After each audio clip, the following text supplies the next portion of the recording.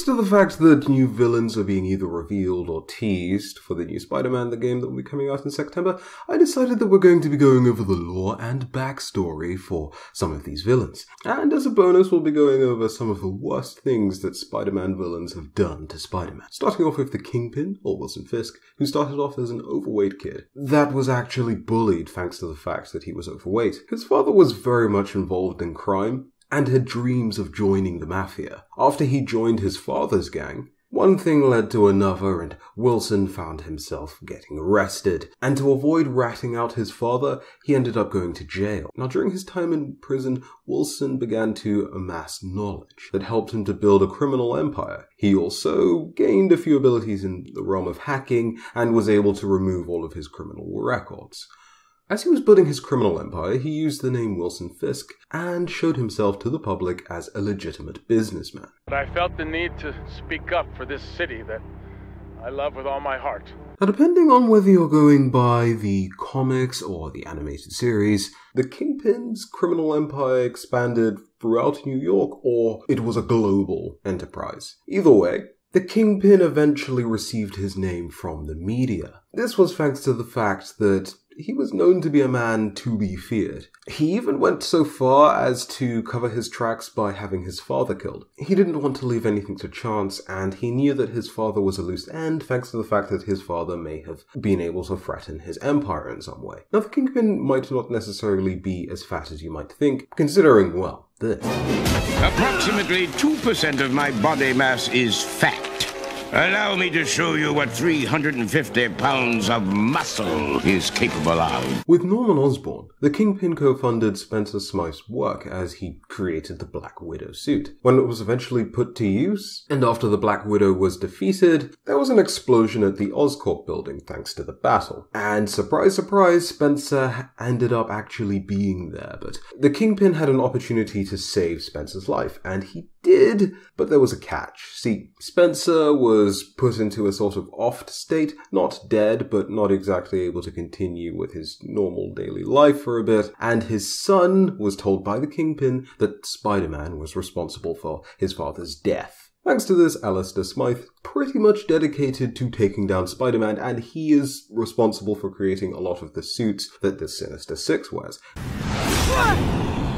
Vulture! Long time no see! Now, the Vulture is someone who's not particularly a fan of Norman Osborn. Whilst he was Adrian Toomes, he may have served in the military at some point as a pilot. He was actually a fairly rich man, and he acquired the Tablet of Time from a thief. From this, he was able to create certain gauntlets that could drain a person's youth and give it to the wearer of the gauntlets. He also created for himself metal wings that he used to fly with his Vulture suit. Once Norman Osborn saw projects like these as a waste of time, he was able to acquire Adrian Toomes' company. And Adrian Toomes wasn't a fan of this at all, so he donned his Vulture suit, took the name Vulture, and decided to drain the youth away from some random unlucky teenager. Luckily for the teenager though, Spider-Man was just in the area, as he is, and ends up saving the day. The teenager's youth is returned. Adrian Toomes, who technically is an old man, returns to his older appearance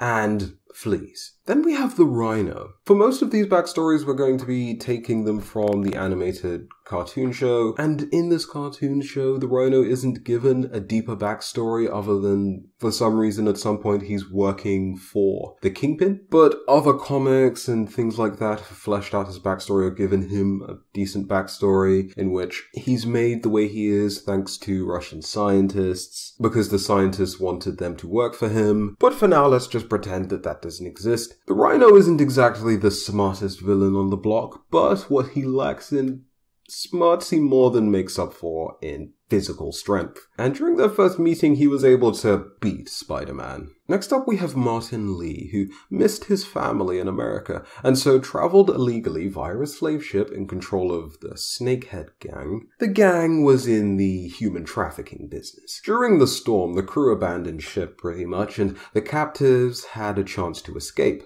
Unfortunately for the captives, none of them survived except for Martin Lee, who technically did survive and built a fortune, except for the fact that this Martin Lee wasn't the Martin Lee Lee who was being trafficked, but instead was one of the members of the gang who ended up surviving and simply just stole the identity of this Martin Lee. He's eventually captured and is experimented on with all sorts of drugs, some of which being stronger than heroin. He eventually survives the ordeal, but by the end of it, he's left with two personalities, like having two people in one body. One of them was Martin Lee, who runs the Feast Center. It's like a soup kitchen. It was also a place known for having the ability to heal people of certain illnesses, regardless of how serious they were. In one of the comics, Eddie Brock is cured of cancer thanks to going to one of these clinics. Mr. Negative, being the other side of the persona, was essentially Chinatown's Kingpin. Mr. Negative himself had dominion over Dark Force, whilst Mr. Lee had dominion over Light Force. The ability to heal people with a single touch was one of Mr. Lee's powers. He also had the ability to swap between Mr. Lee and Mr. Negative. He could empower objects with the Dark Force, like weapons, for instance, to imbue them with the Dark Force energy and then use them to attack people with imbued power. If Mr. Negative were to touch you, he could corrupt you or empower you depending on your alignment. So for Spider-Man, when he was touched by Mr. Negative, that doesn't sound right at all,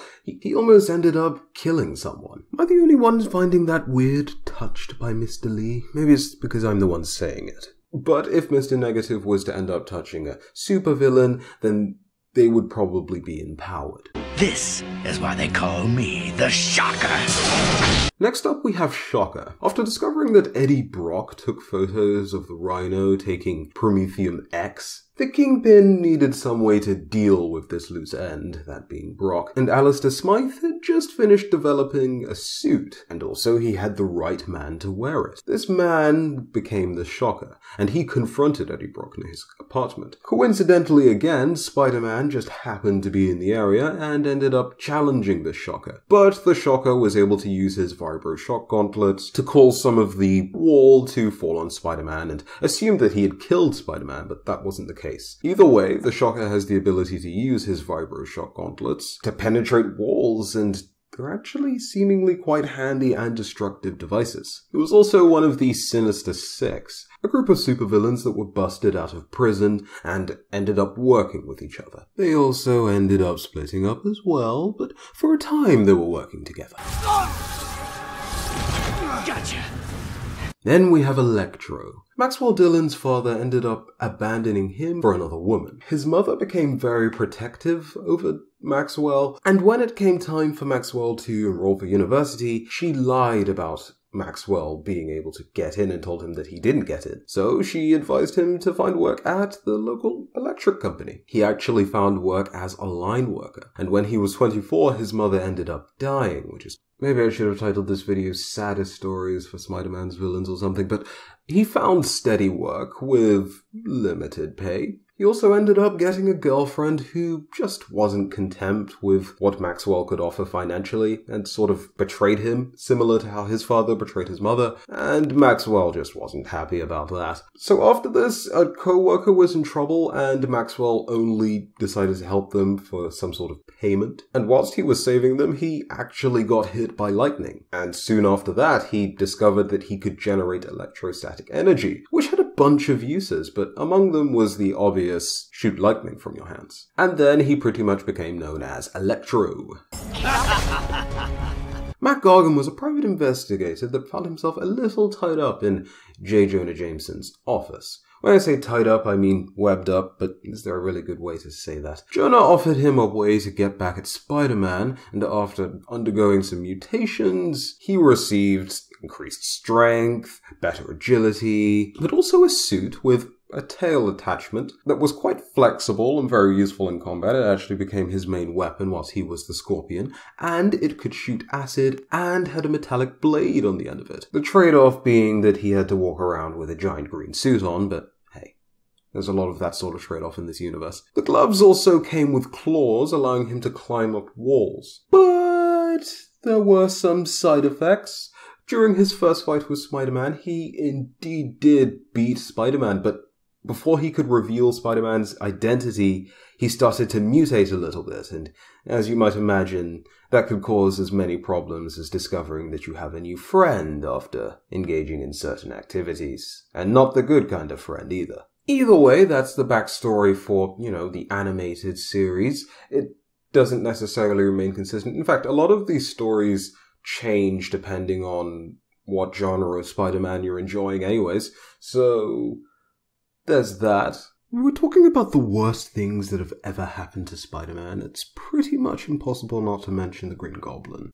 Not again. I'm your friend, Norman. Green Goblin has done a lot of bad things to Spider-Man, and arguably has done the worst things to Spider-Man as well. However, because I didn't actually talk about his backstory in this video, we can't use him. One of the villains we can use, though, is Vulture. And even though the heinous thing that he does happens in a retake of Spider-Man that's fairly dark, we're still going to talk about it. In this universe, Vulture is a bit of a cannibal, and cannibalizes Uncle Ben. To prevent this from happening to Aunt May, Spider-Man ends up having to shoot or kill the Vulture before he can eat Aunt May. It's fairly dark, and because it's a different take on Spider-Man's character, it might not necessarily count, but as Spider-Man doesn't usually kill, not only him having to break his character a bit to kill, even though it is an alternative universe, I still think it's worth mentioning because of that. But Electro has also done some pretty horrible things to Spider-Man in the comics. This might seem like a fairly standard thing, but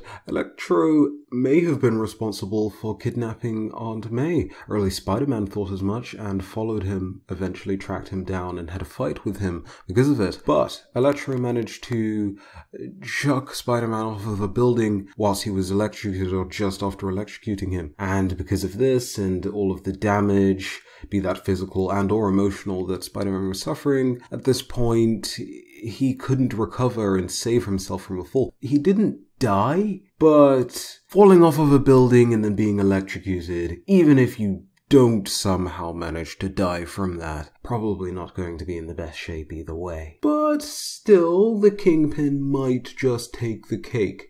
See, again involving Aunt May, after Spider-Man's identity is revealed, the Kingpin takes advantage of this because he's not particularly happy with Spider-Man and all of the setbacks and just times in prison and all of those sorts of things that he's caused him, and decides to have Peter Parker and his loved ones taken care of. And while Spider-Man is able to save his wife and himself from a couple of sniper shots, Aunt May isn't so lucky and she gets wounded by sniper fire. Peter Parker isn't too pleased by this and not only confronts the Kingpin, but also brutally beats him to near death, which is fairly out of character for Spider-Man. Understandable considering what was going on in the story, but even still, those times where he's forced to go out of character, to act in certain ways, even if he doesn't necessarily kill someone, still quite dangerous for his character. It's still a testing time for Peter Parker. Now, whether there's other things that you think any of the villains that I've talked about here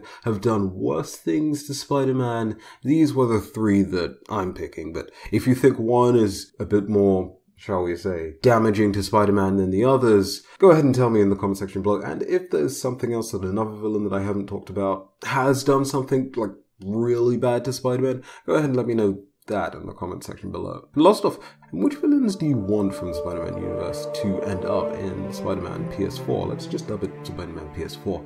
Tell me all of that in the comment section below, and of course, as always, if you enjoyed the video and want to see more, go ahead and subscribe to the channel, leave a like, and until the next video, have a very good day. I have been Prime, and I'll see you guys in the next one. Bye bye.